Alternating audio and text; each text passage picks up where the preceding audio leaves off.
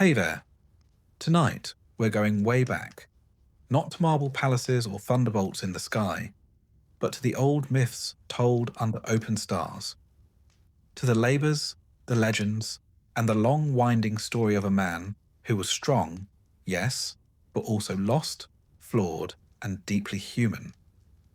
This isn't a tale of glory shouted from mountaintops. It's one of burden, of effort, of endurance. The kind of quiet heroism that comes from simply carrying on. If stories like this help you rest, feel free to like the video and subscribe. But only if it brings you peace. And let me know in the comments where you're listening from and what time it is. There's something strangely comforting about seeing all the places where these quiet stories reach. So, dim the lights. Settle in. Let your thoughts slow. And let's begin at the beginning of a myth that somehow still matters. Let us begin, gently, with a tale as old as temples and twilight. One nestled in the fold of myth, embroidered with the silk of ancient superstition, and dusted lightly, as ever, with the fingerprints of mortal confusion. This is the story of Hercules. Or, if you're partial to the Roman stylings, Hercules. But let us not rush. After all, you're likely listening to this in bed, and no one ever stormed Olympus with a yawn. Our tale begins not in the heavens but on earth, in the city of Thebes, though even that name carries the usual haze of mythological vagueness. There, a mortal woman named Alcmene lived. She was of noble blood, patient temperament, and, crucially, married. Her husband, Amphitryon, was away at war, which in Greek mythology was always a bit like leaving the windows open in a thunderstorm. Something unexpected was bound to sneak in. Enter Zeus, or rather, descend Zeus, king of the gods. Storm-wielding, beard-flowing, nymph-pursuing Zeus, whose marital fidelity could best be described as conceptual. Now, Zeus had taken a liking to Alcmene, not because she sought divine company, but because she didn't. And as Greek myth goes, that was practically an invitation. Zeus disguised himself as Amphitryon, returning from war a bit earlier than scheduled, and spent the night with Alcmene.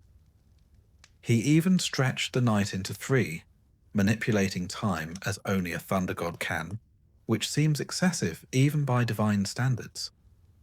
Alcmene, unsuspecting, believed it was her husband, and thus the seed of a demigod was planted. The next morning, the real Amphitryon arrived. Understandably, Alcmene was confused. Amphitryon too was puzzled when she congratulated him on their romantic evening, which he hadn't yet had. Eventually, the truth unravelled like a poorly spun thread, and the whole affair, as one might expect, upset quite a few people. But none so much as Hera. Ah yes, Hera, Queen of Olympus, wife of Zeus. Long-suffering, sharp-eyed, and understandably furious, though rarely at the correct target.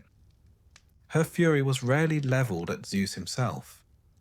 Instead, it fell upon the women he pursued and the children born from these celestial indiscretions. And in this case, it fell squarely upon the unborn Hercules. Now let's pause for a moment of historical context. The Greeks believed their gods were not omnipotent in the way later religions framed divinity. The Olympians had strengths, yes, but also failings, pettiness, jealousy, and a distressing lack of conflict resolution skills.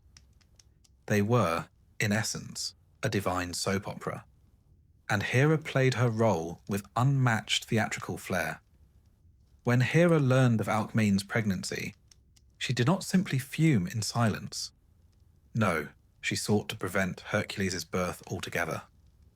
she persuaded her daughter Eileithyia, the goddess of childbirth, to delay the labour indefinitely. Alcmain, poor woman, was stuck in a loop of eternal contractions, an agonizing magical stalemate.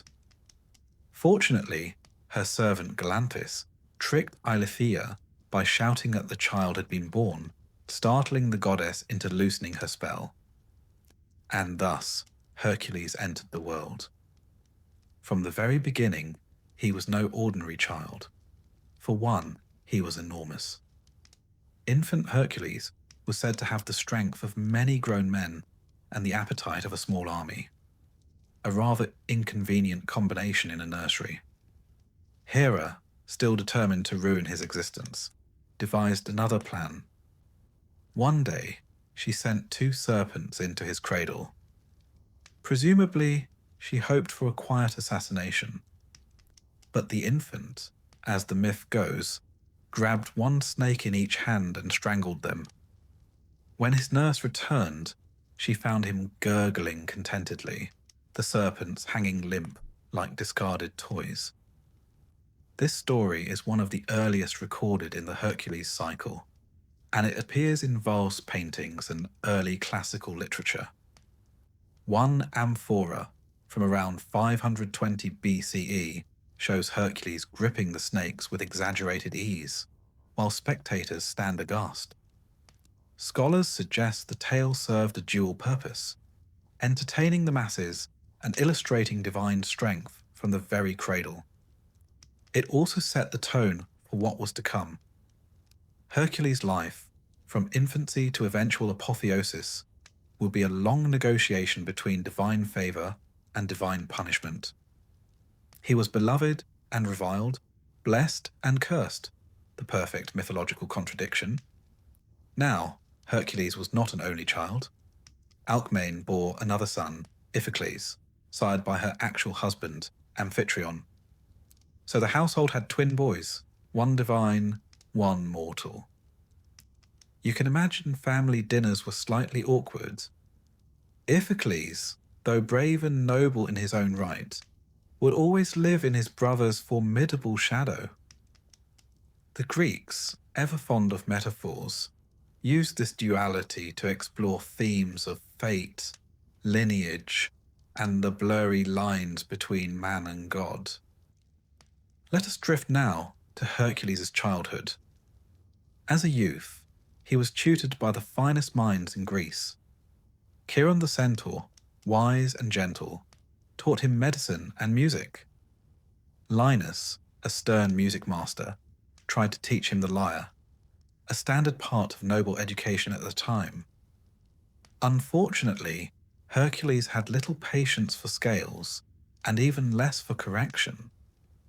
When Linus struck him for a mistake, Hercules responded by striking back with a lyre. The incident ended tragically, and Hercules was sent into exile for manslaughter. Greek legends are replete with such educational mishaps. Despite the setback, Hercules grew in strength and stature. He hunted lions, wrestled centaurs, and completed feats that would put any modern gym regimen to shame. One particularly early exploit included defeating a lion ravaging the plains of Cithaeron.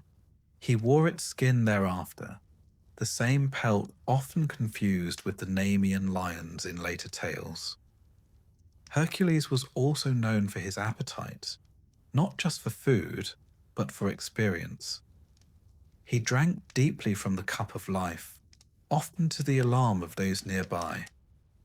One anecdote tells of him single-handedly finishing an entire banquet before the other guests had even arrived. Whether true or not, it cemented his image as larger than life in every conceivable way. Yet he was not without fault.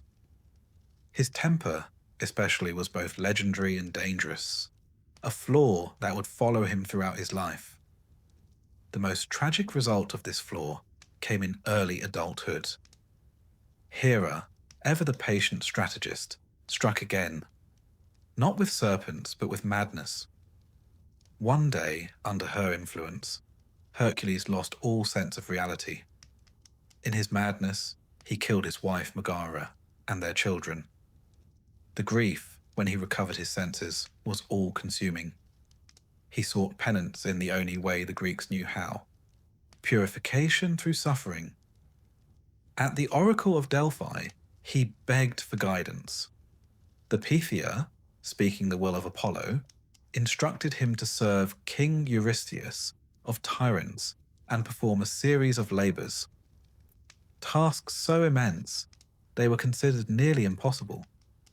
Only through this penance could Hercules cleanse the stain of his past and earn immortality. But that is a tale for another chapter. Historically speaking, the Greeks did not simply invent Hercules out of whole cloth. He may have originated as a hero in Mycenaean times. His name appears in Linear B tablets from the Bronze Age, spelled as Heracles. Over the centuries, his legend expanded and shifted, adapting to each generation's needs. In the 5th century BCE, Athenian playwrights portrayed him as a tragic figure, while the Romans later transformed him into a symbol of imperial strength. He was also worshipped, not just told of in taverns and epics, but honoured in sanctuaries and festivals. The cult of Heracles had real-world followers who left offerings at temples, prayed for protection, and even ran athletic games in his name. The Olympic Games themselves, while officially tied to Zeus, sometimes included tributes to Heracles as a mythic founder. Heracles also appears frequently in Etruscan art, often bearing the name Hercle. His figure stood as a bridge between mythologies, adopted and reinterpreted across the ancient Mediterranean. He became the model of the strong man who triumphs through suffering, a theme that resonated across centuries. And so, we close this chapter where it all began, in a cradle, with a baby who squeezed serpents and never quite knew peace. Born of gods and raised among mortals, Hercules began life as a contradiction wrapped in muscle and prophecy. He would go on to fight monsters, cross into the underworld, and die in agony upon a funeral pyre. But not yet. For now he sleeps, as I hope do you. Let us pick up our tale not in glory, but in grief. For before Hercules became the world's most famously employed hero, he first had to fall, hard, tragically, and publicly. This chapter, gentle listener, begins with madness. Divine madness, to be precise. The sort that creeps in not with the rustle of leaves or a storm on the horizon, but with the quiet whisper of a goddess holding a grudge. When last we left Hercules, he had grown into a towering figure, both in myth and in muscle. Strength unmatched, appetite legendary, beard doing most of the work at parties. He had married Megara, a princess of Thebes, and by most accounts was settling into the domestic rhythm of noble life. Perhaps even, dare we suggest it, happiness. This was of course unacceptable to Hera. The Queen of Olympus, still smarting from her husband's extracurricular siring of demigods, waited. Hera never forgot. Nor, it must be said, did she forgive. It wasn't long before she struck again. This time she used no serpents or tangled spells. She used madness, the most insidious of divine weapons. One moment Hercules was at peace. The next, the world became an unbearable shifting nightmare. Hera drove Hercules mad. Temporarily, yes, but devastatingly so. In his confusion and fury, he mistook his wife and children for enemies. What followed was not a battle, it was a massacre. By the time he returned to his senses, the palace was silent. His family gone. The horror of it shattered him. And so, the strongest man in Greece fell not in war, but in his own home. felled not by enemy spear, but by a god's whispered curse. The Greeks called this eight a ruinous madness sent by the gods. It was not simply misfortune, but a moment of divine reckoning. Even heroes, it seemed, were not safe from collapse. Let us pause here, as the Greeks did, to consider the implications. In myth, this was not merely a tragedy. It was a moral reckoning, a cosmic balancing. The Greeks believed strongly in miasma, the pollution of the soul after such acts. Hercules, polluted by his crime, could not simply carry on. No feast, no prayer, no apology could erase such a stain. He needed purification. And purification, for a Greek hero, was never gentle. He travelled, broken and barefoot, to Delphi, where the oracle of Apollo sat cloaked in smoke and mystery.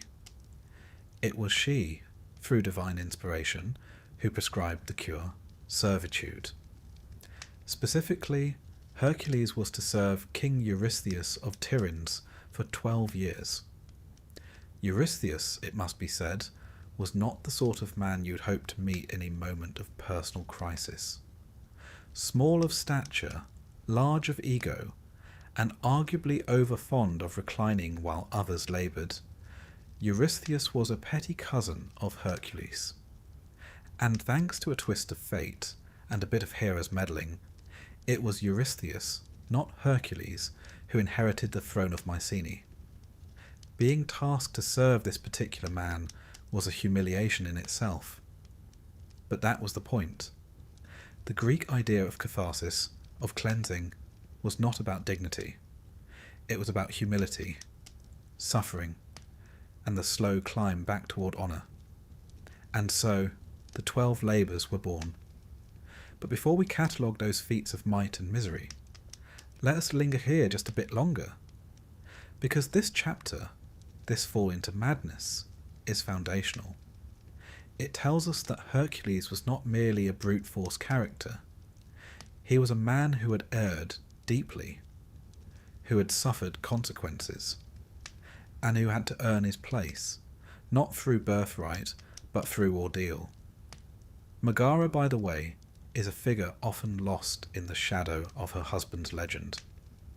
In some versions, she was spared the slaughter, living in exile, or retreating to her father's kingdom. In others, her fate is final. Greek mythology, true to its oral tradition roots, is not a single narrative but a tapestry, frayed, knotted, and rewoven across generations. Heracles' crime appears in Euripides' tragedy Hercules, a dark and powerful play that explores not only madness but the crushing aftermath. In it, Heracles returns from the underworld only to find that his family has been threatened by a tyrant. He saves them, only to be struck mad by Hera, slaughtering those he just rescued. When he awakens, he contemplates suicide. It is his friend Theseus who persuades him to live, not as a god, but as a man who must endure. This theme, endurance, is key. Greek heroes were not saints. They were not meant to be. They were instead mirrors of human struggle writ large. Courage wasn't the absence of failure. It was the willingness to rise again after falling. And what of Hera? It's tempting, of course, to cast her as the villain, and in the context of Hercules' life, she certainly seems antagonistic. But Hera's wrath, too, has context. In a world where divine men chased mortal women with alarming frequency and no consequences, Hera's fury is a kind of divine protest. Misplaced, yes. Misguided, certainly. But also perhaps the only weapon available to a queen in a court of thunderous egos. The theme of divine madness as a tool of punishment runs deep in Greek thought. Even outside mythology, historical accounts reference dreams, visions, and sudden frenzies as forms of divine intervention. In this case, Hera weaponizes the very fabric of Hercules' mind, not merely to destroy his family, but to force him into a lifelong cycle of guilt and redemption. There are visual echoes of this moment in ancient Greek vase art. A particularly striking red figure crater from the 5th century BCE shows Hercules in a wild, almost ecstatic frenzy. His face distorted, weapons flailing, surrounded by fallen forms. Scholars debate whether it depicts this episode, but the intensity of emotion, the divine storm within, is unmistakable. His descent into madness also invites comparisons with other mythic figures. Ajax the Great, for instance, another hero who succumbs to madness and slaughters livestock, believing them to be his enemies. When he realizes the truth, he takes his own life. But Hercules, for all his suffering, chooses the harder path, to live. After his consultation at Delphi, Hercules submitted to his fate. The next 12 years of his life would be defined not by his lineage, nor by his ambitions, but by his obedience to a cousin who couldn't have lifted his lion pelt if he tried. The irony would not have been lost on the Greeks. It was meant to sting. Hercules was not sent to war or handed a sword. He was given a list. The labours that would follow, slaying, fetching, cleaning, capturing, each came with its own trap, its own sting in the tail. Some were meant to humiliate, others to kill, and all of them were intended to break him. But we're getting ahead of ourselves. There is, in fact, a faint but curious echo of this structure in modern literature and cinema. The hero who falls, the self-imposed exile, the slow path to redemption.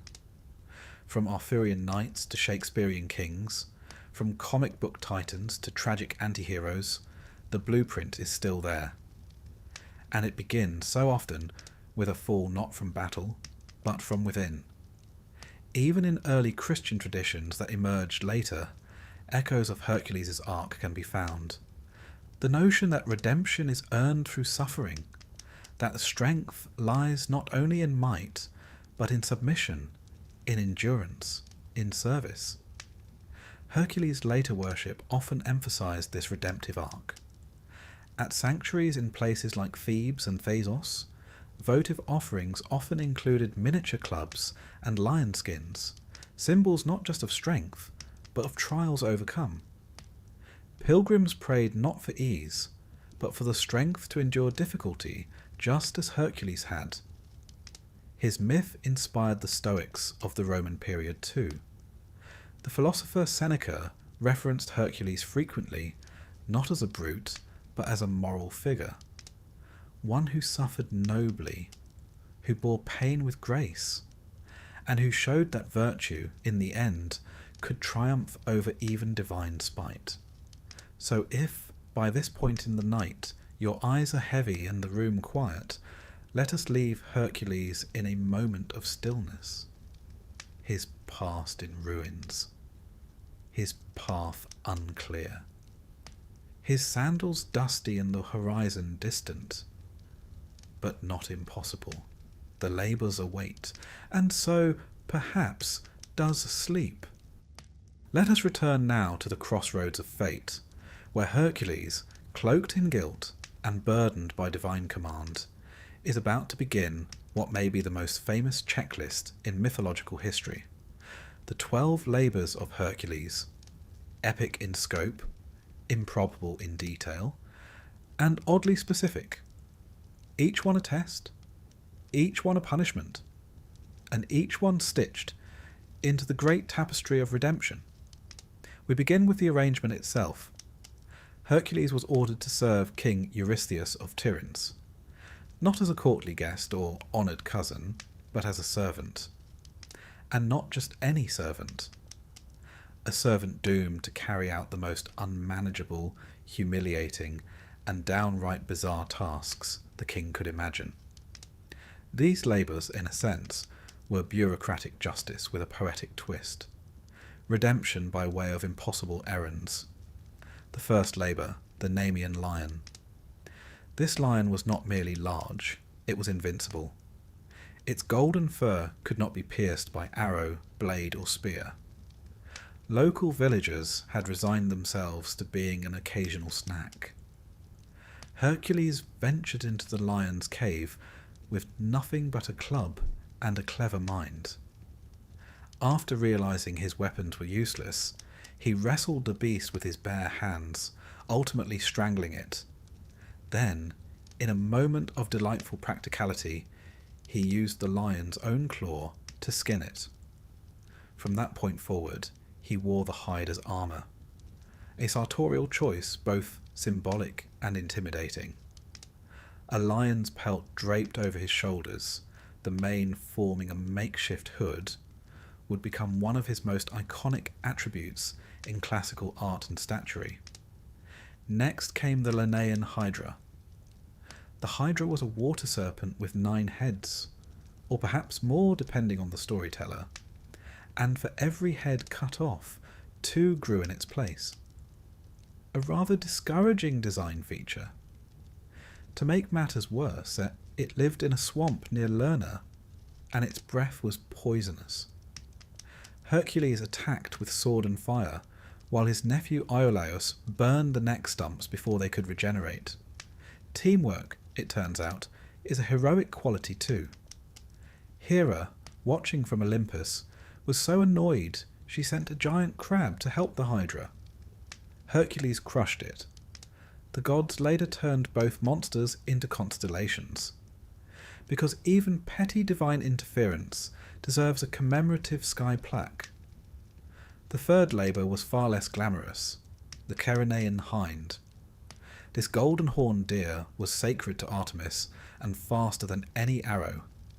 Hercules was not supposed to harm it, so he chased it, on foot, for an entire year.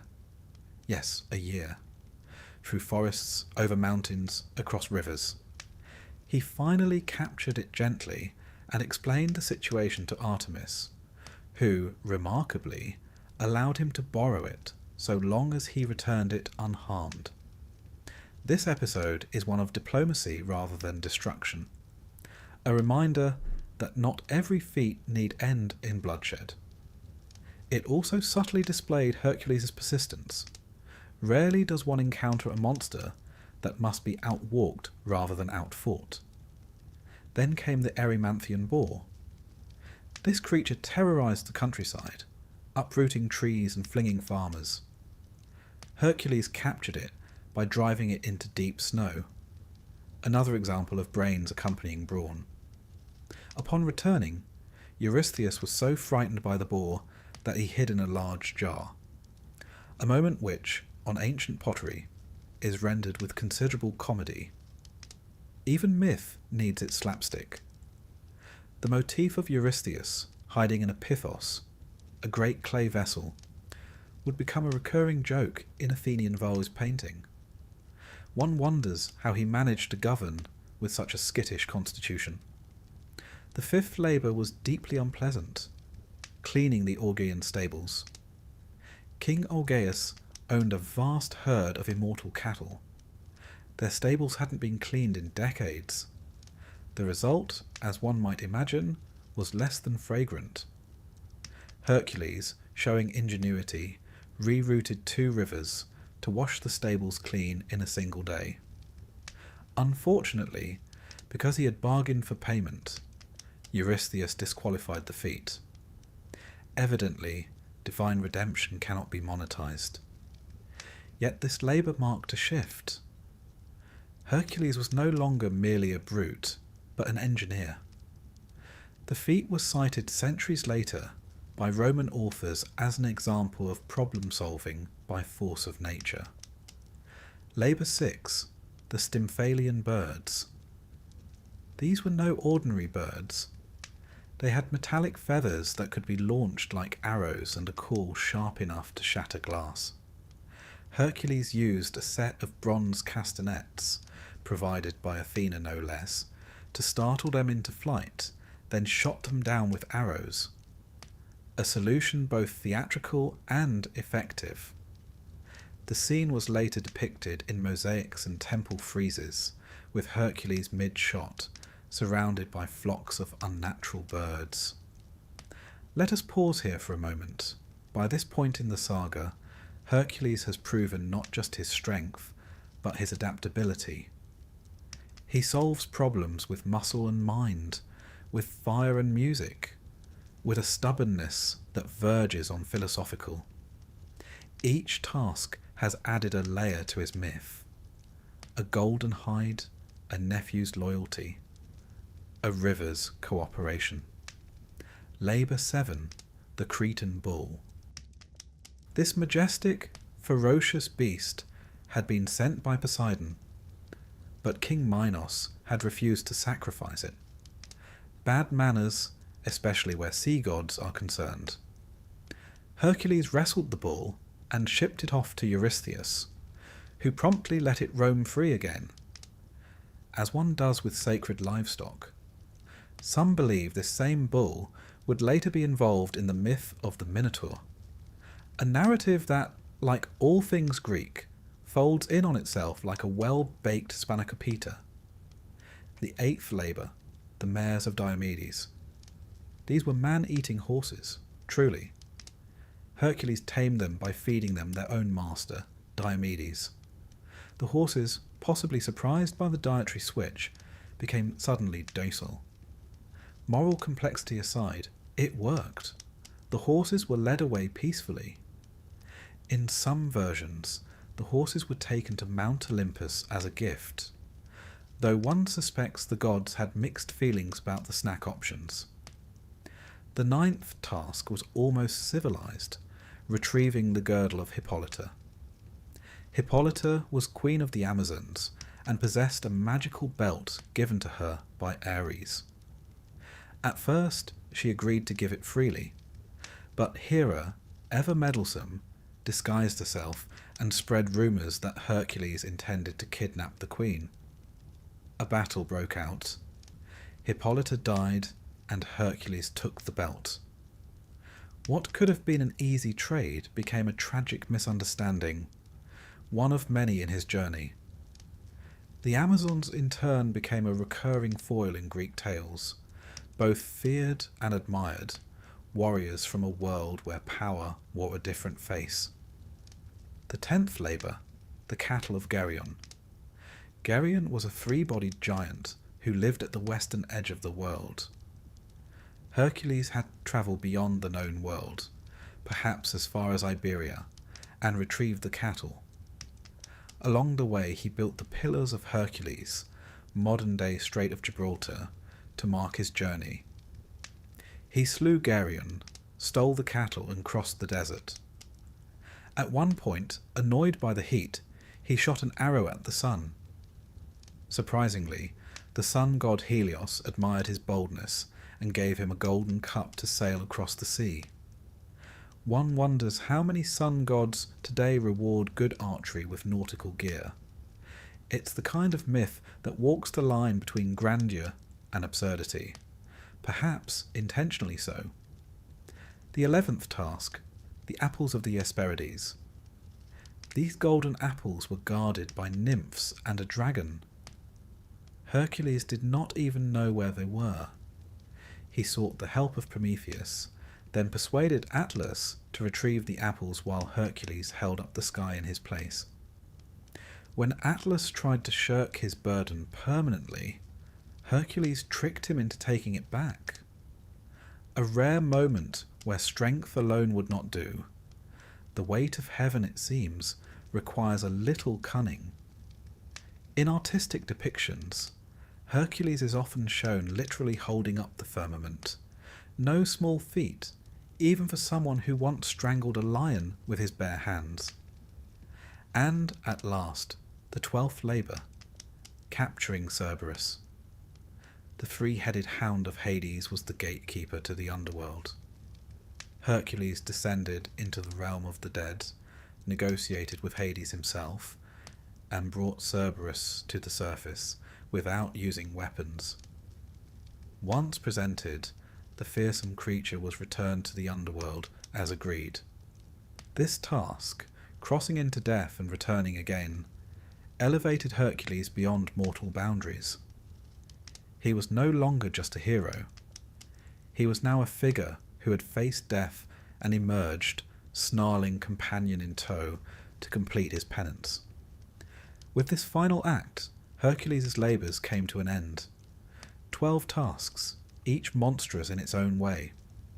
Together they formed a mythological resume unmatched in antiquity. But more than that, they served a purpose.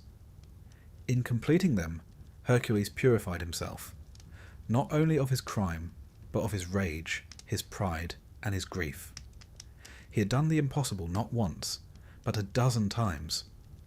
And through it all, he grew not only as a hero, but as a figure worthy of worship. In ancient Greece, these tales weren't just stories. They were metaphors for life's struggles, its messes, its monsters, its misunderstandings. And Hercules, through blood and cleverness, showed that even the cursed can find redemption. His labours became a common reference in classical oratory, especially among Stoic philosophers. They pointed to his struggles as allegories for mastering passions and enduring hardship. The Roman poet Seneca even argued that Hercules' immortality came not from his divine parentage, but from his moral perseverance. Each labour wasn't just a feat, it was a facet of character. And so, by fire and blood, by river and sky, by lion and lyre and labyrinthine task, Hercules emerged transformed. Still flawed, still fated, but no longer fallen. So if your eyes are growing heavy, and your breath has slowed, rest easy, knowing that even the strongest among us must sometimes clean a stable, or chase a deer through the woods for a year. Strength, after all, is not just in the arm, but in the will to continue. Hercules had completed the 12 labours, not survived them, completed them. There's an important difference, for while survival is passive, completion implies intention, purpose, a stubborn commitment to seeing things through. And that, in essence, was what Hercules had proven. He wasn't just strong, he was relentless. Now, with his penance concluded, he stood before the world no longer a murderer in need of purification, but a legend in his own lifetime. His name, once burdened by guilt, now shimmered with mythic resonance. And yet, because this is Greek mythology, peace would not follow. What followed instead was fame.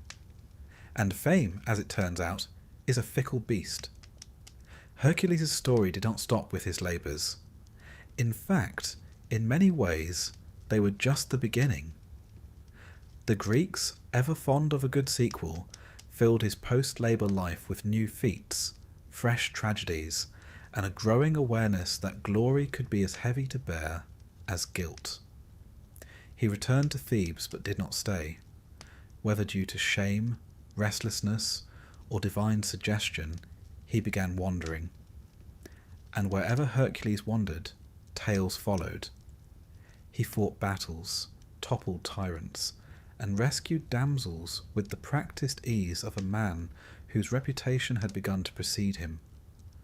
One might say he was the original action hero, the ancient equivalent of a travelling blockbuster.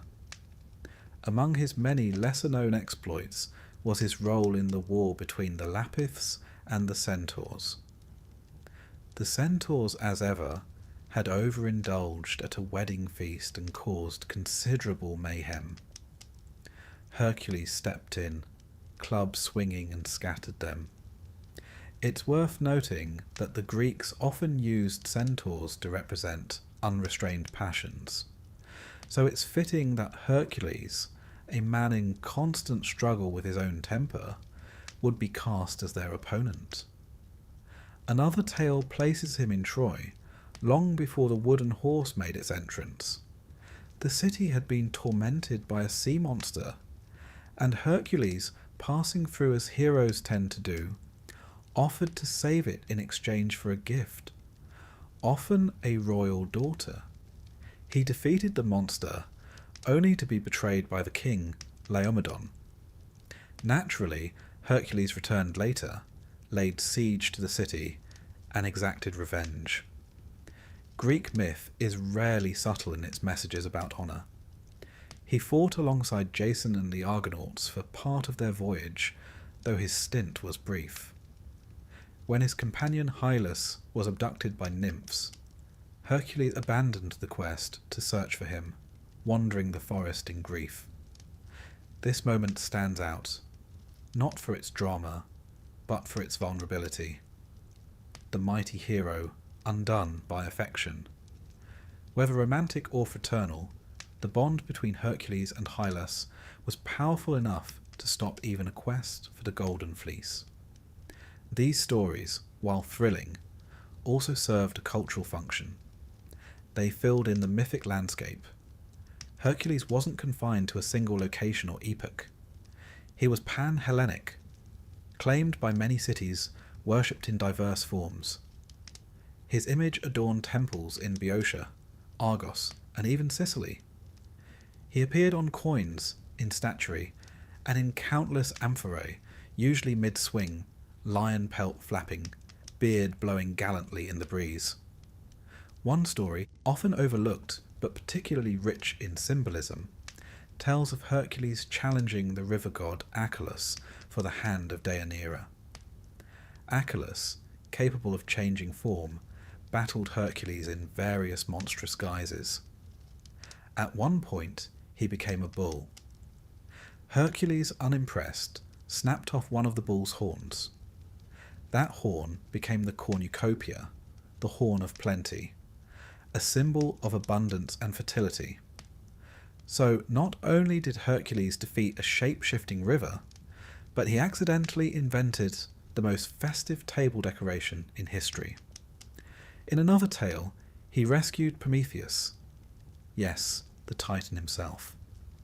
Bound to a rock by Zeus for stealing fire and giving it to mankind, Prometheus suffered the daily torment of an eagle feasting on his liver.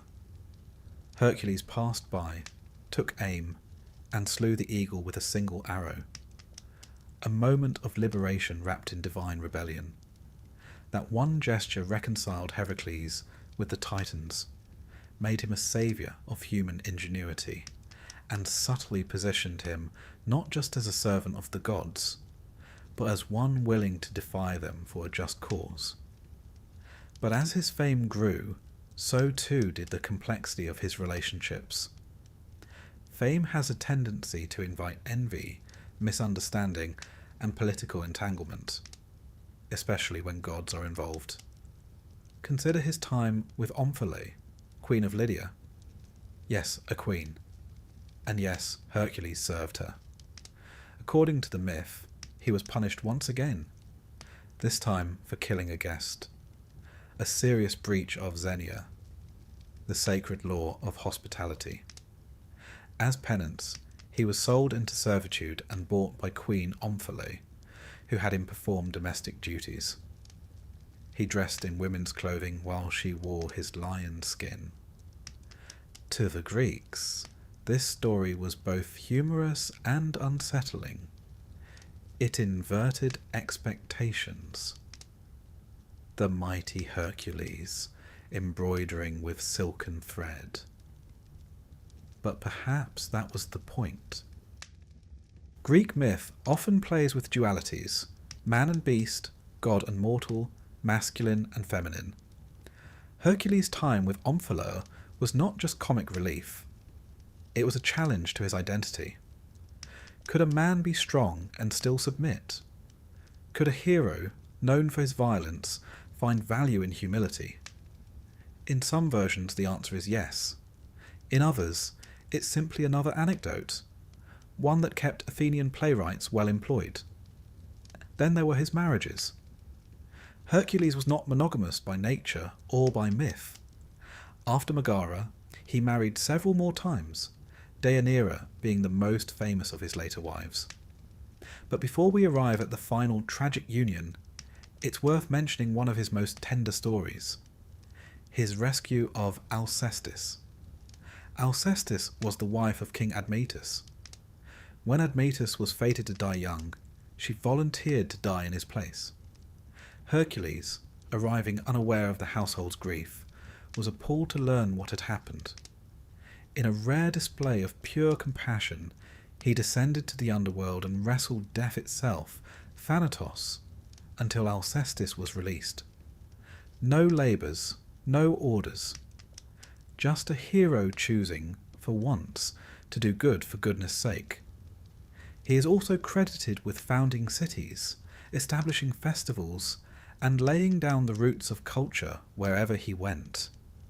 Some Roman sources claim he established the worship of Zeus in Iberia.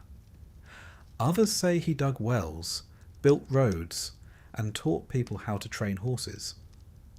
The line between myth and civic propaganda blurs, as it so often does. Hercules became both a god of strength and a symbol of order, ironically, for someone whose early life was defined by chaos. Even the gods continued to interact with him. Athena remained a frequent helper, and Apollo, with whom he once quarrelled over a sacred tripod, eventually reconciled with him. That quarrel, by the way, ended with Zeus hurling a thunderbolt between them, a divine "enough, boys." Temples sprang up in his honour, festivals were held in his name. The Heraclea, a series of games and rites, took place in many Greek cities, and even later the Romans would adopt him as Hercules Victus, a patron of strength and military conquest. Statues depicted him not merely as a man of action, but as one of burden, leaning on his club, the weight of the lion's skin drooping like memory over his shoulders. He had become an emblem, a symbol of the balance between glory and fatigue. He was mortal, but more than mortal. He could fall into madness, yet rise to heroism. He could serve a queen in humility and still be the terror of monsters. His legend grew not because he was perfect, but because he wasn't. He contained contradictions. He contained us. And still, Hercules was not finished yet. The great arc of his story was still curving toward a final, fateful crescendo. The tragedy of Deianira and the poisoned robe, of love turned lethal, awaited. And beyond that, a funeral pyre, and the stars. But those, dear listener, are for another night. For now, let us linger in this chapter of wandering and renown. Let us rest beside the road with the hero, sit beneath an olive tree, and feel the dust of his journey still warm upon the breeze. He has earned, if not rest, at least remembrance. Sleep well, knowing that even those with divine strength must still live with human complexity. The labours of Hercules were, by this point, less a punishment and more a profession. One could almost imagine the hero sighing into his wine cup each evening, muttering, "What now?" as another impossible errand arrived by scroll. Having completed 6 tasks, including lion wrestling, swamp dwelling, and stable cleansing, one might think he'd earned a rest. But no. King Eurystheus, ever eager to find fault, declared that 2 of the completed labours didn't count. The Hydra, he claimed, had been a team effort. And the Augean stables? Well, Heracles had accepted a reward for that one. Payment apparently invalidated heroism. So, with bureaucratic pettiness firmly in place, the total number of labours rose from 10 to 12. And these final 6 were not the sort one could complete within a day's ride. No, they would take Heracles far beyond the borders of Greece, into mythic lands, forgotten corners of the world, and even to the murky gates of death itself. The first of these tasks was to capture the Cretan bull. a creature of divine origin and very poor temperament. The bull had once been sent by Poseidon to King Minos of Crete, who was meant to sacrifice it in honour of the god.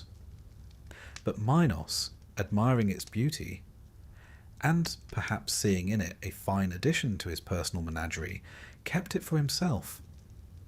This, as one might guess, did not please Poseidon, who promptly drove the beast mad. It trampled fields, smashed walls, and breathed fire in the general direction of anyone who looked at it the wrong way. Hercules, for his part, wrestled the creature into submission with little fanfare. He shipped it back to Eurystheus, who took one look at the furious snorting bull and dove head first into a large bronze jar, a habit he had been cultivating with some regularity. The bull was released into the wild, eventually settling near Marathon, where it continued to cause trouble for other heroes. Mythological pest control was, it seems, an ongoing business. The next task brought Hercules to Thrace, land of cold winds and warlike tribes, where a particularly grim figure named Diomedes kept a stable of horses. Now, horses are typically not man-eating creatures, but these were special. Trained to devour the flesh of prisoners and enemies, Diomedes' mares were a grisly innovation. Some versions say they breathed fire, others that they were simply unnaturally vicious. Either way, Hercules was instructed to steal them. He set off with a few companions and did battle with the king's men. The climax of the tale is dark.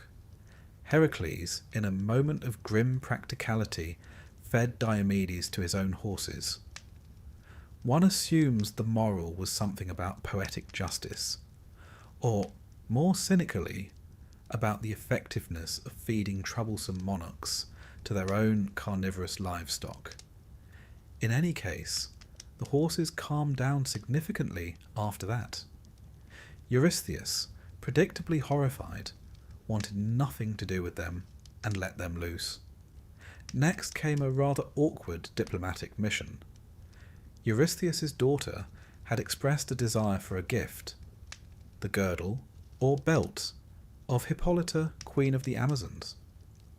The belt was no ordinary fashion accessory.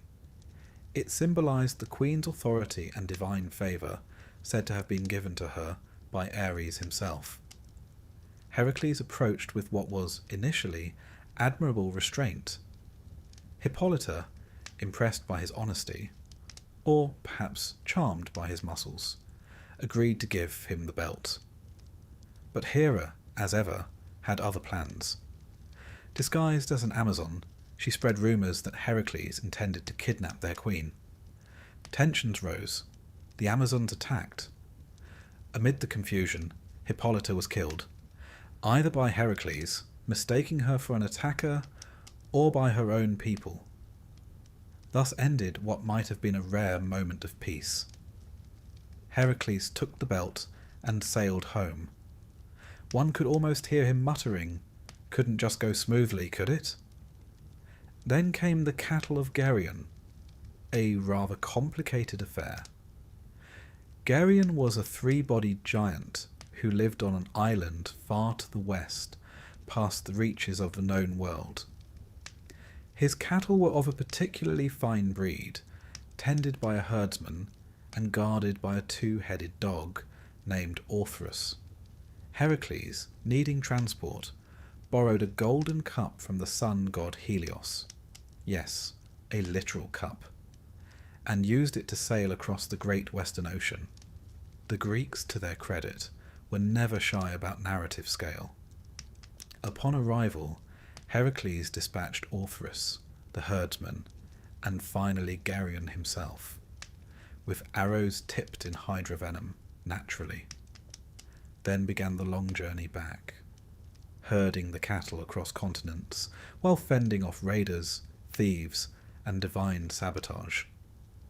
Hera, still committed to making Heracles' life difficult, sent gadflies to scatter the herd. Heracles, exasperated but dutiful, rounded them up again. One imagines this was not among his favourite labours. The penultimate trial took Heracles to the fabled garden of the Hesperides, a paradise at the edge of the world, where golden apples hung from trees, grown as a wedding gift from Gaia to Hera. These apples were not for snacking.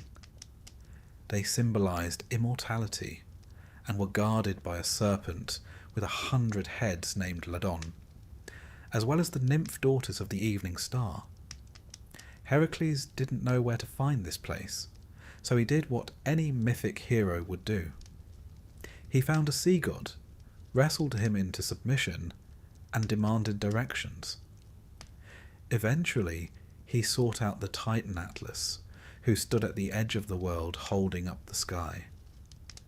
Heracles offered to take the burden, just for a little while, if Atlas would be so kind as to fetch the apples. Atlas, not surprisingly, agreed, and did so. But when he returned, he suggested he might deliver the apples himself, and leave Heracles to hold the heavens permanently.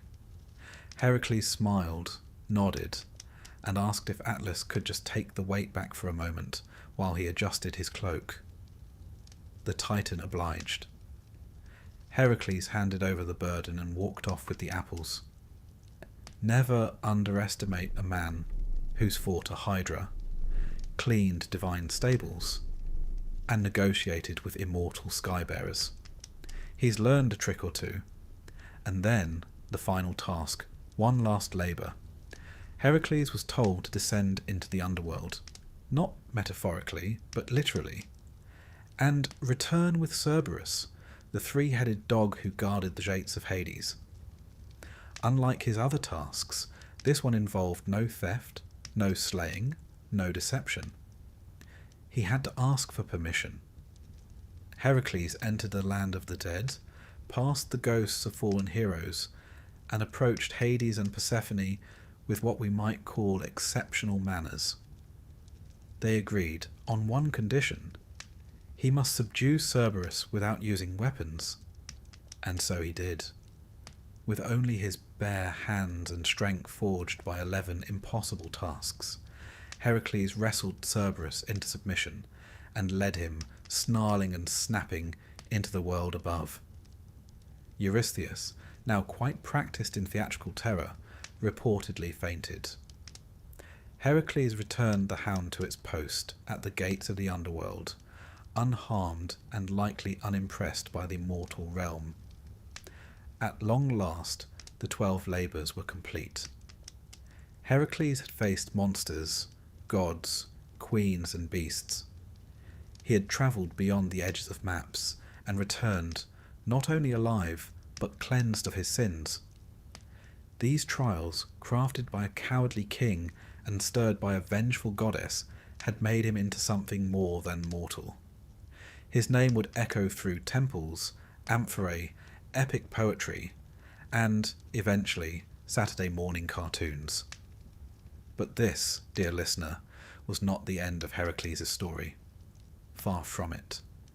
The labours had redeemed his soul, but his mortal life would still be marked by struggle, sorrow, and final transformation. For no Greek hero gets to rest quietly. Not even the strongest of them all. Heracles, having completed his 12 labours, should by all rights have settled into a quiet retirement. Perhaps a small olive grove, a modest villa, and a dog that didn't have 3 heads. But no, this was ancient Greece, where peace was temporary and rest was for the dead. And even then, not always.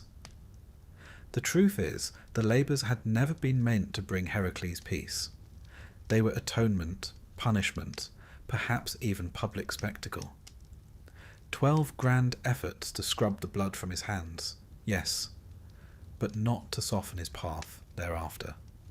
He had cleansed himself of the madness that led to the death of Megara and their children, but he had not unburdened himself of fate. and so he remained. Strong, restless, and perhaps, deep down, a little lost. With his divine strength intact and his name known across the Mediterranean, Heracles took to wandering. Not in the lazy sandals in the sand sense of wandering, mind you, but as a relentless figure of myth and muscle. He became something between a mercenary and a demigod in residence, hired by kings, revered by the desperate, occasionally feared by those who had reason to doubt his restraint. He fought battles not listed among his labours, wars not sung about in epic poems. He toppled tyrants, hunted monsters, and even founded cities. Or so the stories go. It's difficult, of course, to know where the real Heracles ends and the embroidered myth begins. But perhaps that was always the point.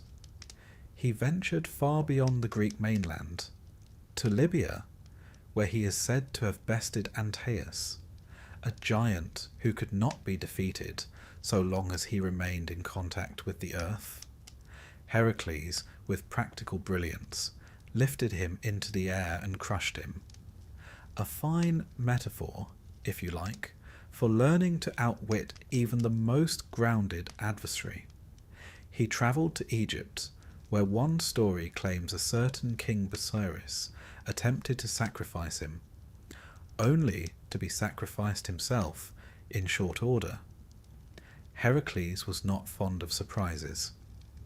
He journeyed to the northern forests and the shores of the Black Sea, places where even Greek sailors whispered of cold winds and stranger gods. He was, in many ways, the first truly pan-Hellenic hero, a figure whose legend expanded with every ship that left port and every tale told over wine. Local myths absorbed him like water into sponge. In Egypt, he was associated with Hereshaph, a warrior god with strength and regal bearing.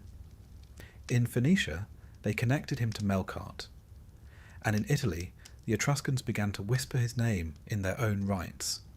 The Romans, of course, would claim him fully, Latinizing his name to Hercules and casting him in the image of empire itself. Strong, noble, enduring, and always just a touch too prone to violence. But even heroes get lonely. And so it was that Heracles returned briefly to the subject of marriage. He set his sights on a woman named Deianira, a princess of Calydon, known for her beauty, wit, and a certain spirited independence. But winning her hand was not without difficulty.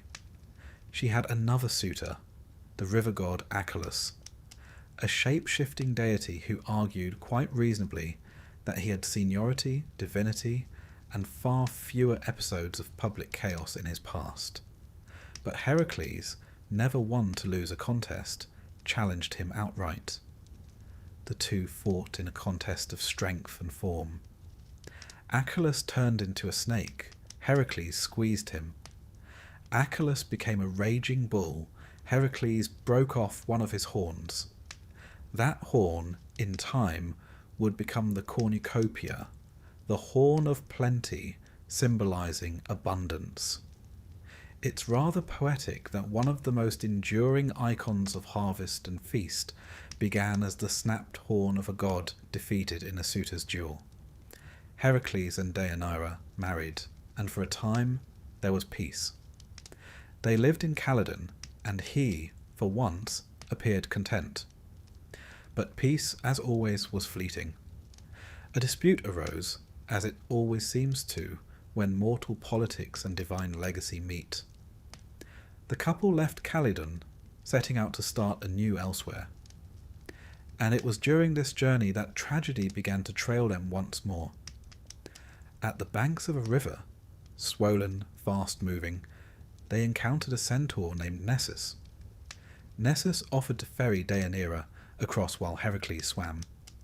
This was not unusual. Centaurs, though often unruly, were sometimes employed for such tasks. But Nessus had darker intentions. Midway through, he attempted to abduct Deianira. Heracles, on the opposite bank, saw what was happening.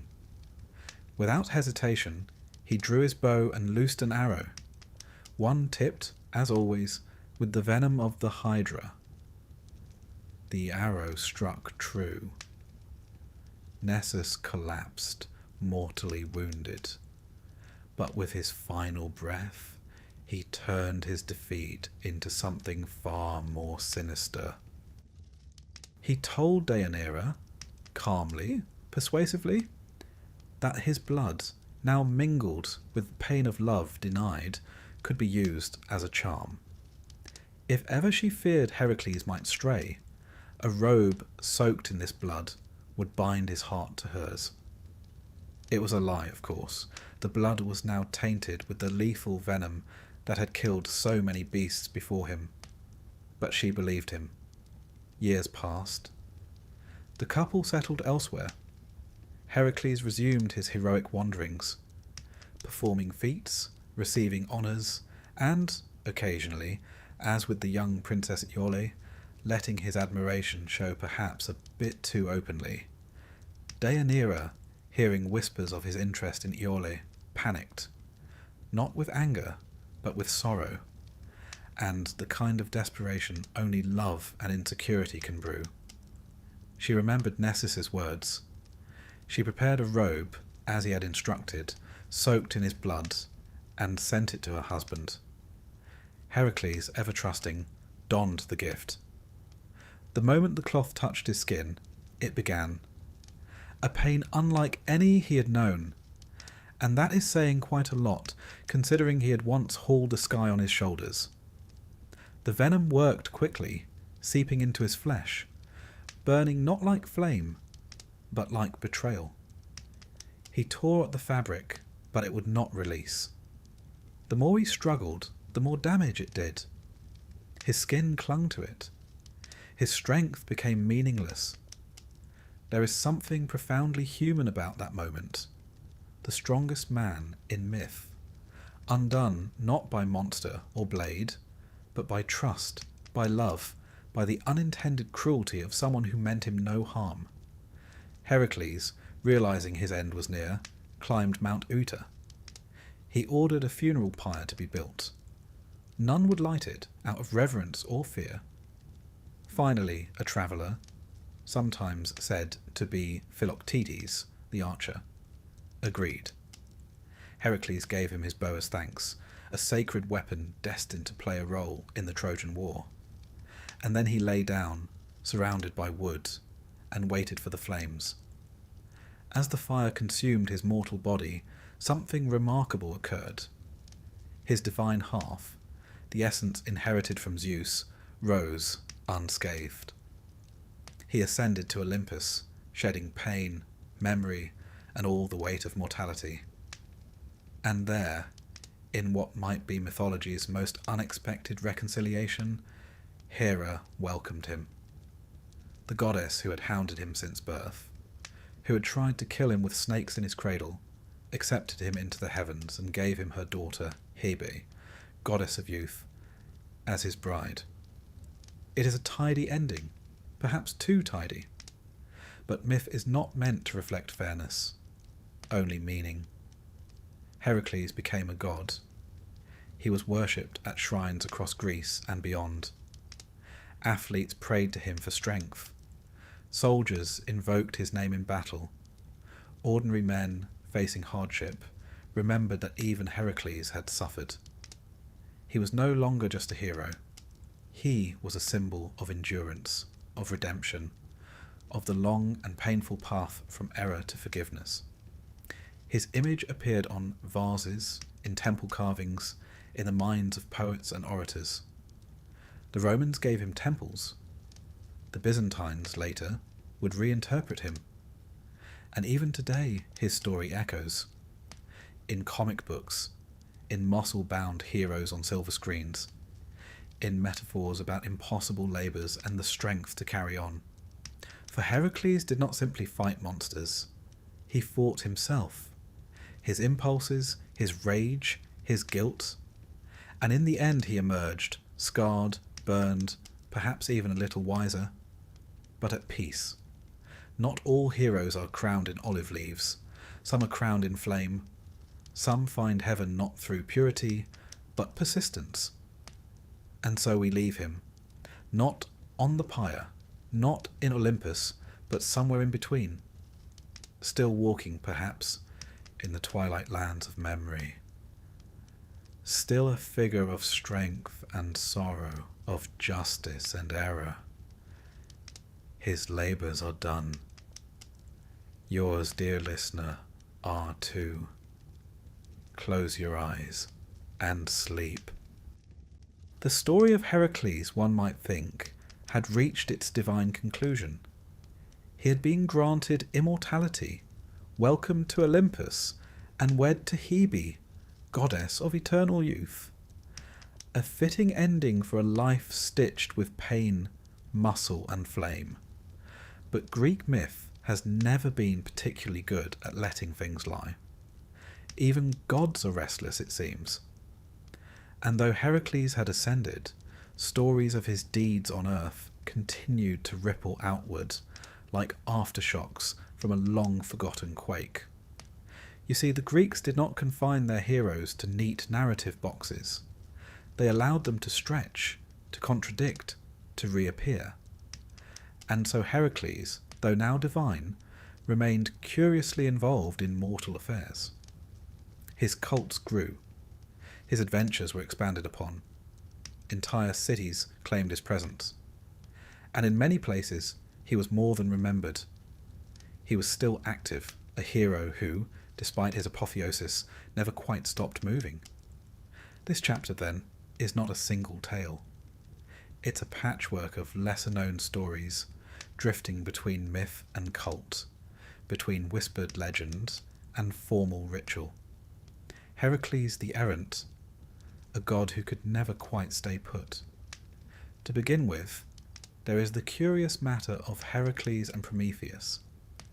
Prometheus, as you may recall, had a rather unfortunate time after stealing fire for humanity.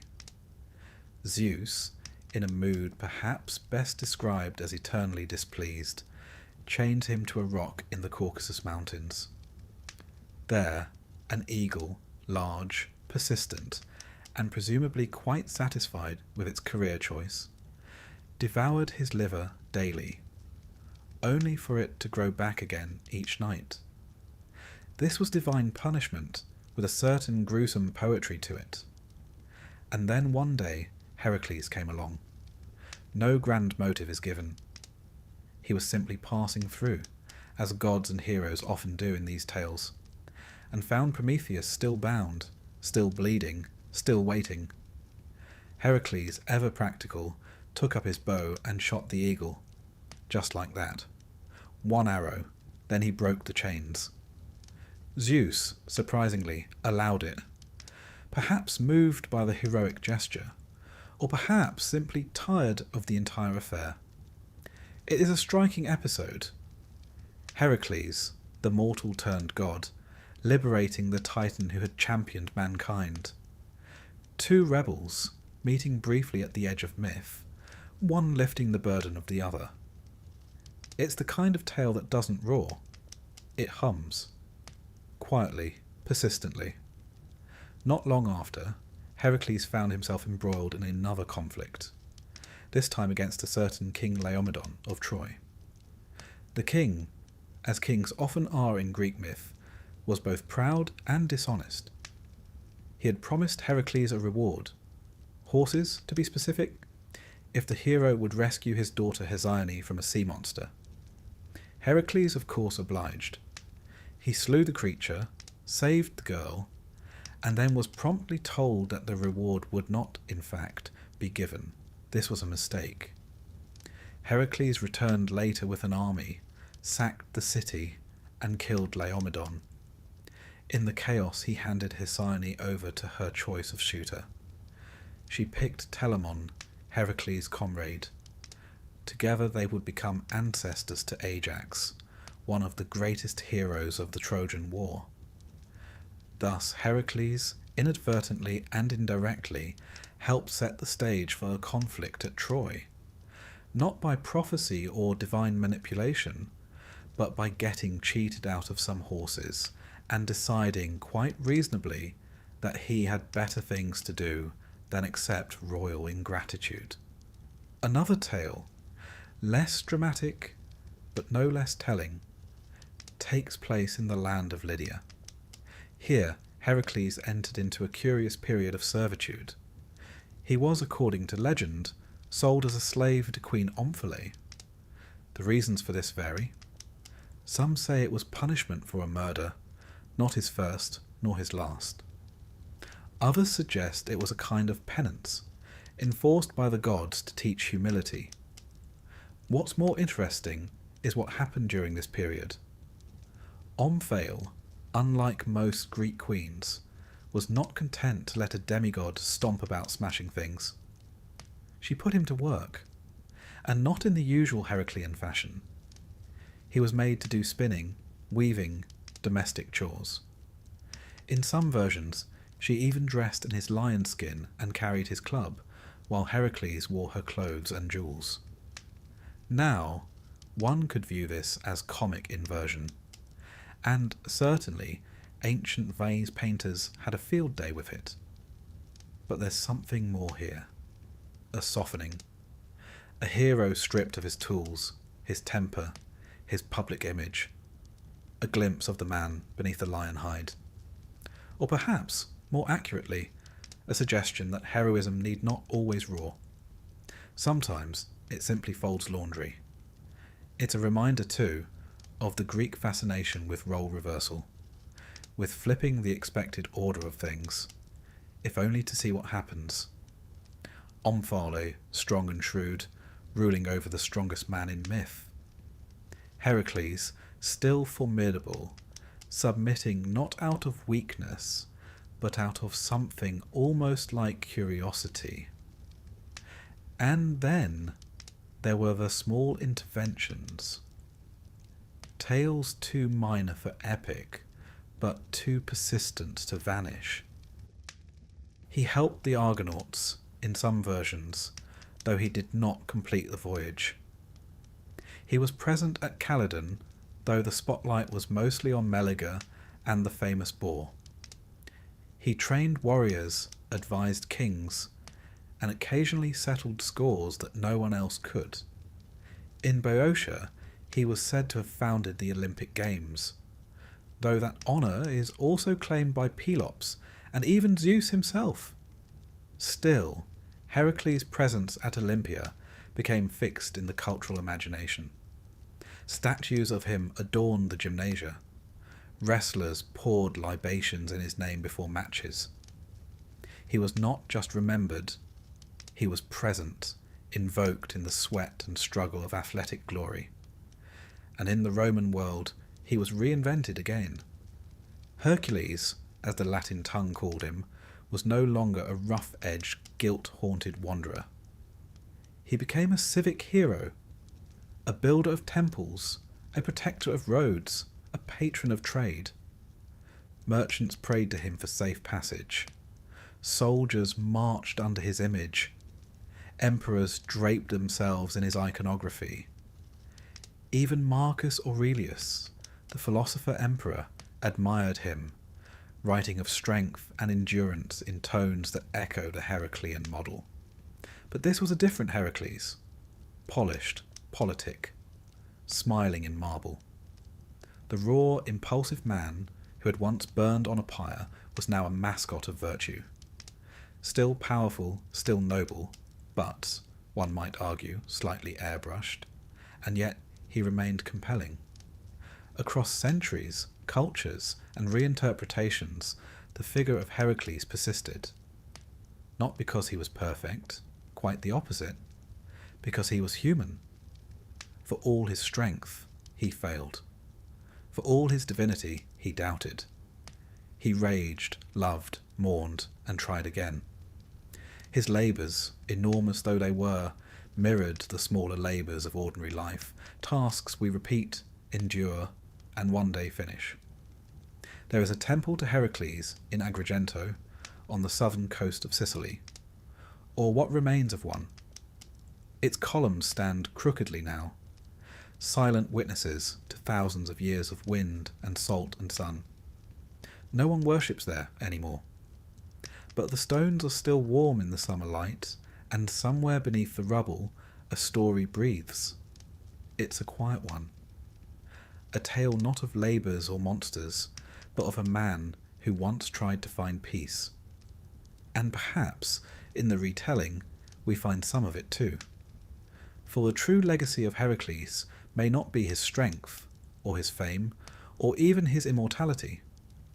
It may be the fact that he never stopped moving, that he walked through sorrow and flame, across continents and centuries, and left behind a shape, a memory that says struggle is not failure, that toil is not defeat, that even the strongest must kneel and rise again. So let the myths continue.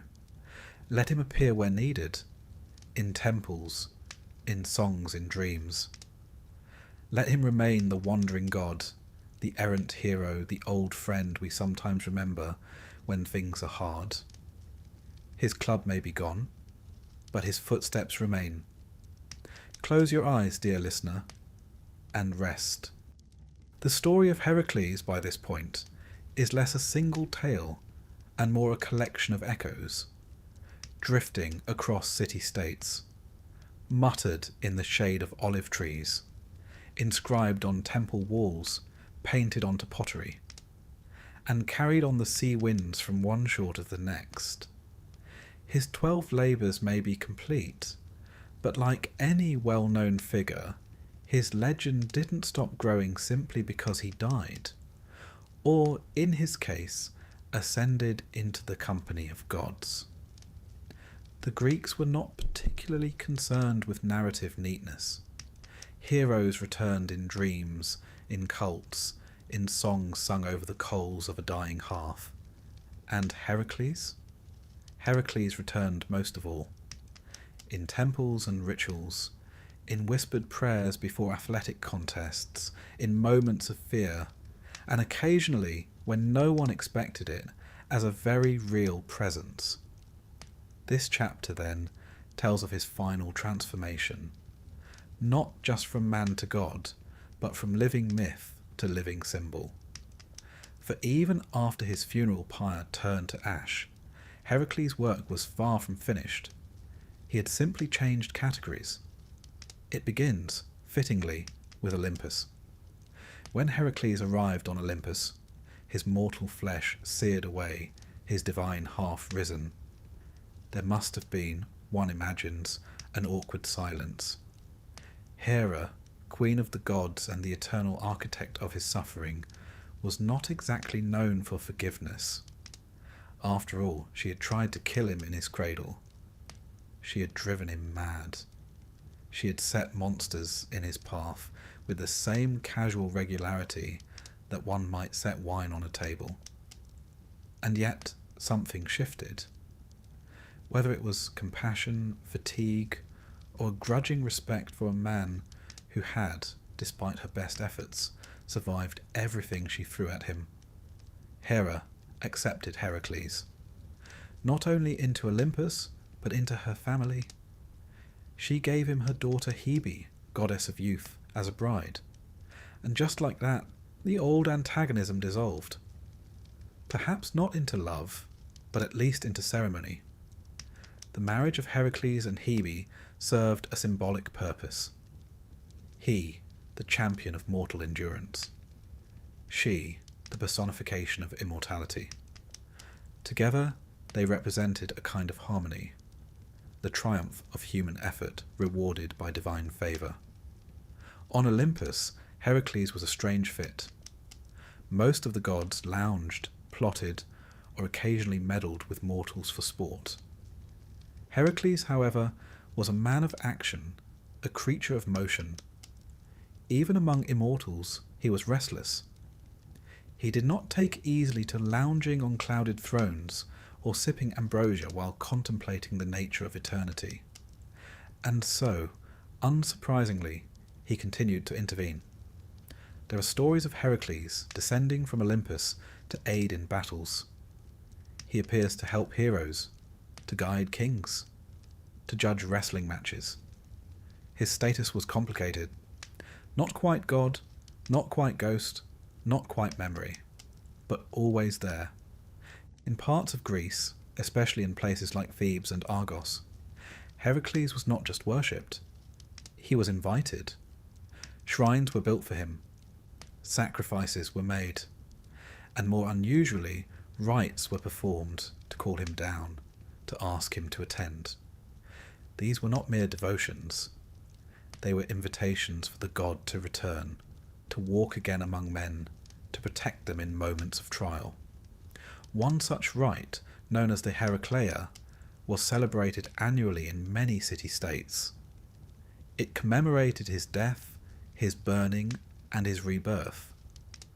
Unlike most festivals for the gods, which emphasized their power and perfection, the Heracleia was about pain and triumph, about the long, scorched road to redemption. His cult grew, and with it, stories multiplied. Some claimed that Heracles now sat among the stars, his lion-skin cloak glittering in the firmament.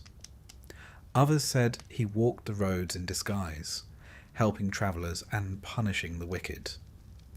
And others still, especially the philosophers, began to see him not just as a figure of strength, but as a moral example. The Stoics in particular adored Heracles. To them, he was the embodiment of virtues, the Roman virtue of strength through discipline. Here was a man who had suffered, who had endured hardship after hardship, and who had chosen action over complaint, duty over despair. To live like Heracles was not to be invulnerable, but to be resilient. One philosopher, Musonius Rufus, once said that a man ought to strive for the same strength of character as Heracles, not the lifting of weights or slaying of beasts, but the courage to do what was necessary even when one soul trembled. In this way, Heracles became a bridge, not only between man and God, but between body and soul, between myth and philosophy. He became a kind of spiritual exercise, an ideal of suffering made meaningful by perseverance. The Romans, never ones to let a good god go to waste, adopted him wholeheartedly. They transformed Heracles into Hercules Victor, Hercules the Conqueror, a patron of soldiers, travellers, and merchants. Temples were raised to him in Rome, most notably the Round Temple in the Forum Boarium, where people came to pray for success in business and battle alike. Roman emperors adored the comparison. Commodus, that volatile and theatrical emperor, fancied himself a reincarnation of Heracles. He fought in the arena, dressed in lion skins, and had statues made in his image. It was, admittedly, not subtle. Others were more restrained. Marcus Aurelius, the philosopher-emperor, spoke often of endurance, and though he didn't claim descent from Heracles, the ideals he preached, calm, resolve, ethical action, echoed the Heraclean model in quieter tones. And so, over centuries, Heracles transformed again. He was a hero, then a god, then a symbol, a tale told to children, a prayer whispered by athletes, a statue softened by the rain.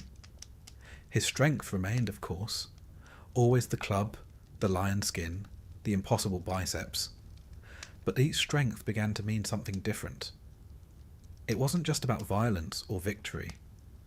It was about surviving, about the patience to carry burdens, the courage to atone, the strange grace of starting again. His image changed with the times. The early Heracles was wild-haired, wide-eyed, a man more beast than god. Later, in the Hellenistic age, he was shown older, heavier, more contemplative. Still strong, but now weary. A god who had known pain, a hero who had wept. And through all this, his labours were never forgotten.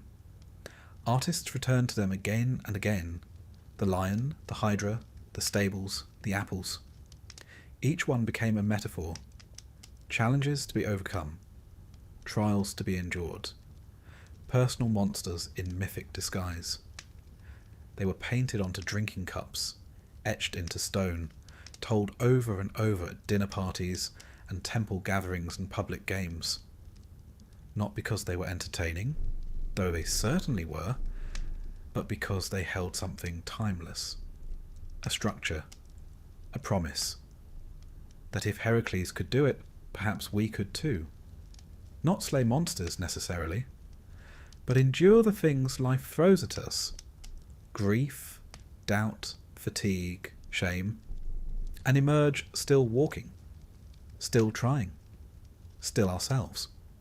By the time Christianity began to rise in the Mediterranean world, Heracles had already faded somewhat from daily worship. The temples grew quiet, the sacrifices stopped, but the memory remained, and in curious ways it was absorbed. The image of a suffering saviour, carrying burdens not his own, descending to the underworld and rising again. One needn't stretch too far to see the shadows he cast across later sacred narratives. Even today, he's still with us. In the gym, where men and women push their limits under posters of muscled heroes. In literature, where flawed protagonists strive for redemption. In philosophy, where we are reminded that virtue is not born in comfort, but forged in fire. And in bedtime stories, where strength and sorrow dance side by side. Heracles, it seems, has never truly left. He simply changes shape. One day a statue, one day a star, one day a voice in your head telling you to get up and try again, even when everything aches.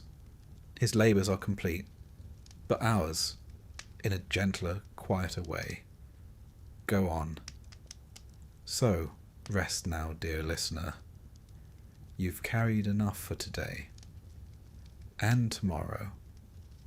Well, tomorrow we face our own lions. But tonight you sleep. The name Heracles began as a whisper in the hills of ancient Greece, perhaps around a fire, or beneath the columns of a small local shrine. But it did not stay there. It travelled.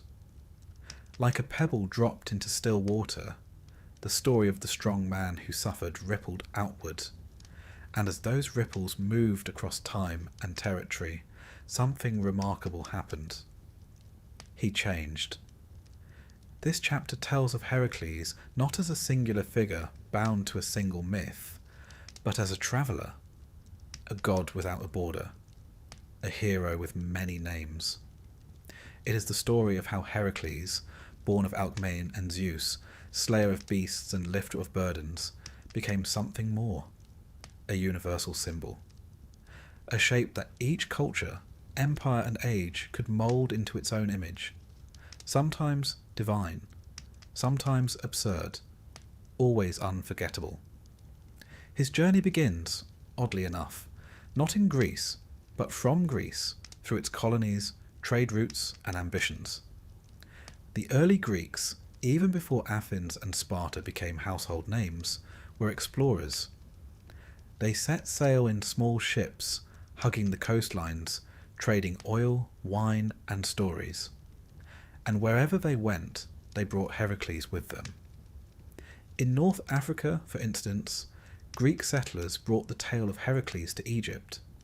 The Egyptians already had a pantheon full to bursting, gods with falcon heads, crocodile jaws, and solar discs. But Heracles, with his club and lion skin, did not seem out of place. In fact, they found him somewhat familiar. He became associated with Hereshaph, an older Egyptian deity, a creator god with ram's horns, worshipped at Heracleopolis. Yes, they renamed the city, Heracleopolis Magna, the great city of Heracles. In this Egyptian form, Heracles lost none of his power, but he gained a touch of majesty. No longer the wild, brawling hero of Greece, he became a figure of wisdom, even kingship, a god of renewal and rulership. It is always fascinating to watch how cultures, when handed the same myth, choose to interpret it not by its original logic, but by their own need. In the East, among the Persians and later the Indians, the Greeks introduced him as part of their imperial storytelling. After Alexander the Great swept across the known world, from Macedonia to the Indus River, he brought with him not only armies, but iconography, coins bearing the lion-headed visage of Hercules, temples with columns shaped like clubs. In India, some scholars believe Hercules may have influenced, or been conflated with, figures such as Vishnu or Krishna, particularly in the Greco-Bactrian kingdoms where Hellenic and Indian cultures overlapped. In Gandhara art, that haunting fusion of Greek realism and Buddhist serenity, we sometimes find figures who look suspiciously like Hercules, guarding stupas, standing beside bodhisattvas, lion skin slung casually across their shoulders. He had, it seems, become a guardian of thresholds, a protector, no longer wrestling monsters in the swamps of Argos, but keeping watch at the edge of enlightenment. And then there is the West, the Roman West, where Heracles truly reached his second life. The Romans, practical and deeply fond of useful gods, renamed him Hercules and made him a patron not just of strength, but of travellers, merchants, and military men. He was no longer a penitent figure trying to atone. He was a symbol of virtues, of active excellence, of triumph by effort. His club was less about violence now, and more about steadfastness. Temples to Hercules appeared in Carthage, in Spain, in Gaul, and across Britannia. Roman soldiers carved his name into altars along Hadrian's Wall. Even as far north as the Rhine and Danube, his story endured, a Mediterranean hero now clad in the mist of barbarian lands. He was not just a god, but a tool of empire. His labours became metaphors for imperial conquest.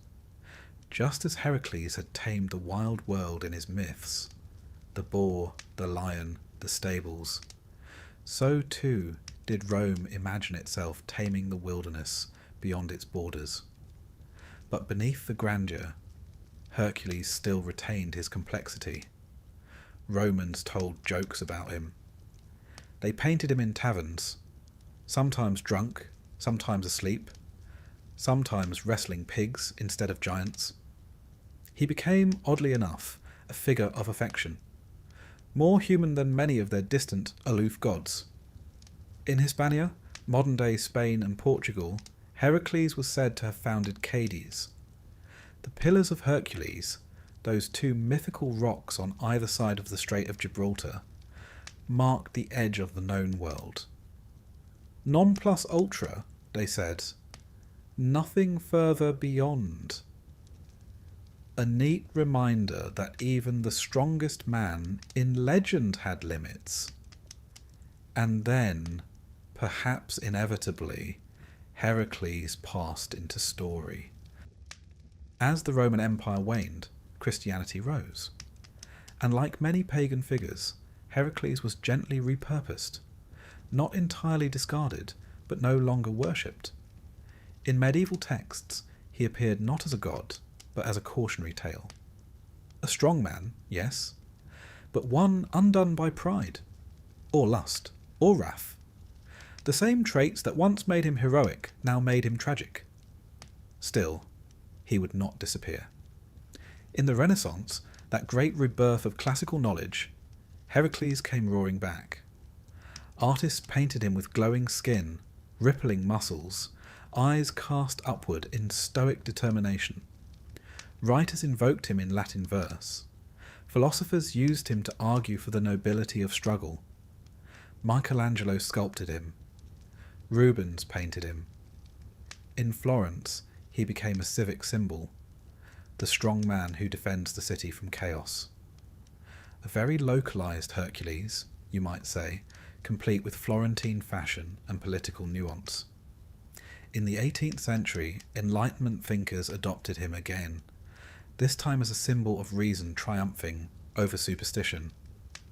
The Hydra became ignorance. The stables became the corrupt institutions of church and state. The metaphor evolved, but the shape remained. And then, in the 20th century, something altogether different happened.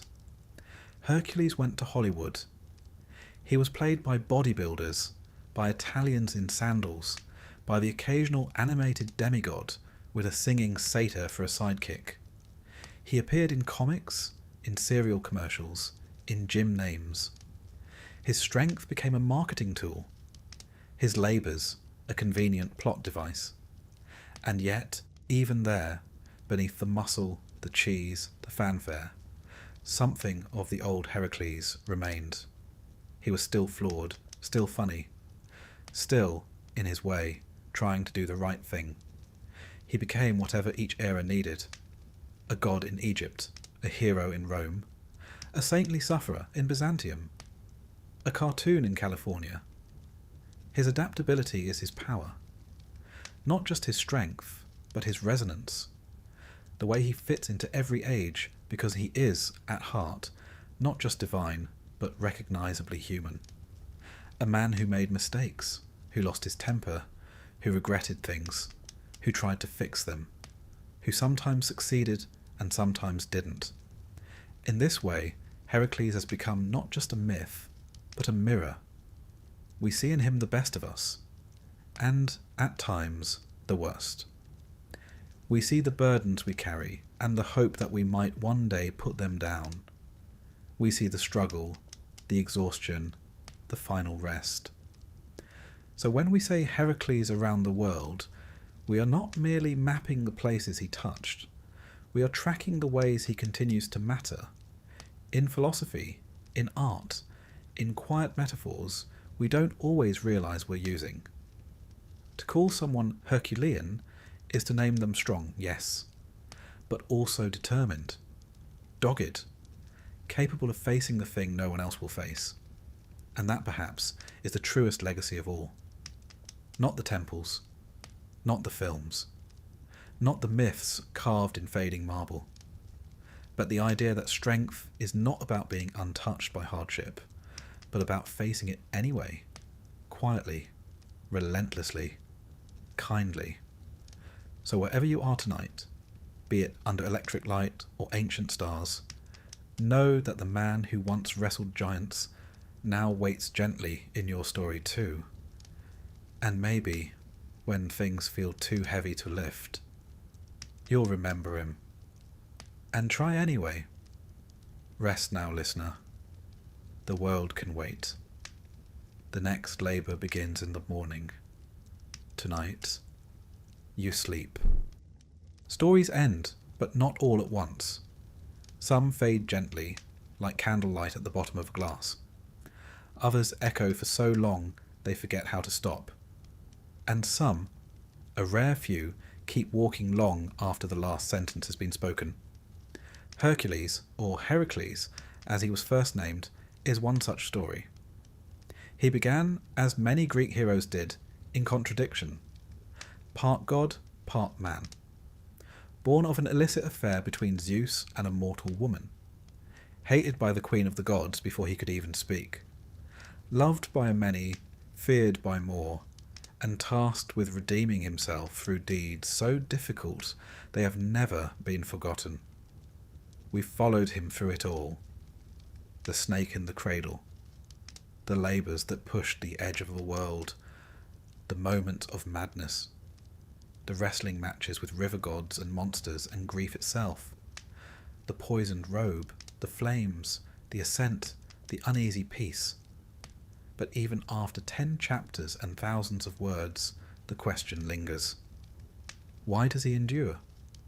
Not just in temples and textbooks, not just in the pages of epic poems or the flickering frames of Saturday morning cartoons, but in us. Why is Hercules still here? in our metaphors, our gyms, our dreams, our quiet inner dialogues. It is not, I think, because of his strength. Strength is everywhere in myth. Titans held up the sky. Cyclopes hurled boulders. Achilles was swift. Odysseus was clever. Theseus was brave. But Hercules was different, not for what he could do, but for what he had to do. And, more importantly, for what he endured doing it. The Greeks never pretended Heracles was perfect. He was impulsive, unpredictable. He killed when he shouldn't have. He wept when others might not have. He begged for help. He made mistakes and spent years paying for them. And yet, despite all of it, he kept going. That, more than the lion skin or the club, is the true shape of his legacy: perseverance. The Greeks had a word for this: karteria, endurance, the ability to suffer well, to bear the unbearable, to carry your guilt on your back like a sack of stones and still climb the mountain, to scrub stables when the stench is overwhelming, to battle hydras knowing they only grow more heads, to take on tasks you didn't ask for, to clean up the mess left by others, and to do so not because it will make you famous, but because it needs to be done. Heracles became a vessel for these ideas. He was not the hero of victory. He was the hero of effort. The Stoics saw this clearly. For them, he was not just muscle. He was moral fibre. Marcus Aurelius, in his Meditations, doesn't name Heracles directly, but you can feel him in the emperor's tone. You must build up your life action by action, he writes, and be content if each one achieves its goal as far as possible, and no one can keep you from this. That, in essence, is the life Heracles lived. Not clean, not easy, not without error, but persistent. And in persistence, something divine, even in death, or apotheosis, depending on your view. Heracles didn't settle into stillness. He wasn't transformed into some aloof, distant deity, drifting on clouds, sipping ambrosia in bored omnipotence. He remained active, invoked, present. In Thebes, athletes poured oil over altars in his name. Wrestlers rubbed their arms and whispered prayers to him. Soldiers drew his lion's head on their shields, not because they expected invincibility, but because they needed courage. Traders left offerings before long journeys. Even ordinary people, those not kings or warriors or philosophers, saw in him someone who knew what it was to toil. There is comfort in that. To imagine that a figure so mighty still understood hardship, that even gods once had to suffer through long days and difficult choices, that the divine could emerge not just from miracles, but from repetition, from resilience. He also changed over time. That too is part of his strength. He became what people needed him to be. To the Greeks, he was the flawed mortal trying to be better. To the Romans, he was the empire's brawny cousin, civilized and assured. To the Christians of late antiquity, he became a sort of pagan penitent, one who suffered for past sins and emerged transfigured. In the Renaissance, he returned as the ideal man, strong of body, bold of spirit, occasionally nude in marble but always upright. In the modern world, he became the archetype of the hero's journey. Trials, growth, triumph, even when the names had changed. He was Gilgamesh, Beowulf, Frodo, Luke Skywalker. Every character who begins unready suffers, fails, learns, and somehow, scarred but wiser, prevails. You've seen him, even when you haven't noticed. He's there in the firefighter pushing through smoke, in the parent working 2 jobs, in the student pulling another all-nighter, hoping for a future that feels just out of reach. in the addict trying again, in the heartbroken healing slowly. He is not just in the mighty, he is in the struggling, and he has always been. Because Hercules, as myth, speaks not to our fantasies, but to our exhaustion. He tells us, yes, it is hard. Yes, you have made mistakes. Yes, you are tired, but go on anyway. Do the next labour. Wrestle the next beast. Clean the next stable. Try again. And if you fail, well, even Hercules failed sometimes. The ancient Greeks, for all their dramatics, understood this quietly. Their temples to him were often built on roadsides, at crossroads, at city gates, places where travellers passed through, burdened by distance, by trade, by fear. They prayed not just to be strong, but to keep going. They left offerings of oil and muscle balm and simple food. They asked for patience, for courage, for rest, and not just in Greece, along Roman roads, in the forums of Spain and Gaul, on the windswept borders of Britannia. His name travelled not with spectacle, but with quiet reliance. He became a sort of spiritual companion, the god not of thunder, but of the weary nod at the end of the day. It's telling, I think, that Hercules never became the god of conquest, not of war, not of kingship, but of effort, of survival, of the weary hero who just kept going. There's something deeply human in that. Even his apotheosis, his becoming a god, is not portrayed as glory but as release. He is not swept into the heavens by chariots and trumpets. He burns. His mortal flesh stripped away by pain, revealing divinity not as a crown, but as the quiet core that remained when everything else was gone. He becomes, in the end, the man he was always meant to be. Not perfect, but whole. And so, as this story closes, you might wonder what remains. Not the monsters. Those are gone. Not the labours. Those were his. What remains is the idea. The idea that we can face things, even when they seem impossible. That strength is not measured in glory, but in effort. That you don't have to be a god to matter. You just have to keep going. And sometimes, stop. Lay down your burdens. Rest by the fire. Eat, drink, sleep. Hercules would understand. He, more than anyone, earned his sleep. And now, so have you. So close your eyes, dear listener. Let the world fall away. The labours are behind you. The lion is long tamed, the serpents silenced, the arrows spent. You are not broken. You are not behind. You are simply becoming. As he did, as we all do, and in that long, slow unfolding. You are not alone. The stars remember him, and they remember you too. Good night, hero. Sleep well.